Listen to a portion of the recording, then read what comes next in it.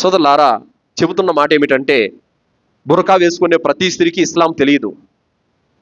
జుబ్బా వేసుకొని టోపీ పెట్టుకొని ప్రతి ముస్లింకి ధర్మం తెలుసు అనుకోవడం పొరపాటు. చాలా మందికి తెలియదు. దరిద్రులు, నిష్ఠ దరిద్రులు, అష్టదరిద్రులు అనాలి వాళ్ళని. గడ్డాలు టోపీలు పెట్టుకొని జుబ్బాలు వేసుకొని టీ అంగళ్ళ దగ్గర ఓని కొడతా ఉంటారు, పీకుతా ఉంటారు సిగరెట్లు, పొగ. ఏమనాలి వాళ్ళని? చాలా మంది కొంతమంది అంటూ ఉంటారు, అది మక్రు లేండి అని. మక్రు అని ఎవరు చెప్పారు? మక్రు అంటే ఏంది? అసహ్యకరమైనది అని అర్థం. అంటే అసహ్యకరమైనది తాగొచ్చు అని ఎక్కడైనా ఉందా? కుల్లు ముష్కరిన్ హరాం, మత్తు కలిగించే ఏదైనా సరే అది హరామే అని ప్రవక్త సల్లల్లాహు అలైహి వసల్లం వారు చెప్పారు. మరి కనీసం ఈరోజు సిగ్గు లేకుండా ఏ విధంగా ప్రవక్త గారు సున్నతైన గడ్డం పెట్టుకొని టోపీ పెట్టుకొని 5 పూట్ల నమాజ్ చదివేవాడు ఏ విధంగా నువ్వు సిగరెట్ తాగలుగుతున్నావు? సోదరులారా, మా ఊర్లో డ్రంక్ అండ్ డ్రైవ్ నిర్వహించారు పోలీసులు.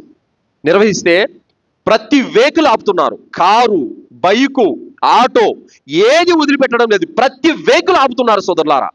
పెద్ద పెద్ద ఉద్యోగస్తులు సైతం స్టక్ చేసుకొని టై కట్టుకొని అఫీషియల్ గా ఉన్నటువంటి పెద్ద పెద్ద ఆఫీసర్లను సైతం ఆపి డ్రంక్ అండ్ డ్రైవ్ పెడుతున్నారు. అదే బైక్ మీద నేను వెళుతూ ఉంటే అల్హమ్దులిల్లా మీరు పోండి హజరత్ అని చెప్పేసి అన్నారు. కారణం ఏంటో తెలుసా? ఈ టోపీ, ఈ గడ్డము పెట్టుకొనున్న వాడు చెడు పనికి పాల్పడాడు. వీళ్ళ ఖురాన్ అనుసరిస్తారు, వీళ్ళు ఖురాన్ చదువుతారు, ప్రాణం పోయిన తప్పు చేయరనే నమ్మకం వాళ్ళలో ఉంది. కాబట్టి ఆ నమ్మకాన్ని చేతులను నాశనం చేసుకుంటున్నారు ఈ ముస్లింలు.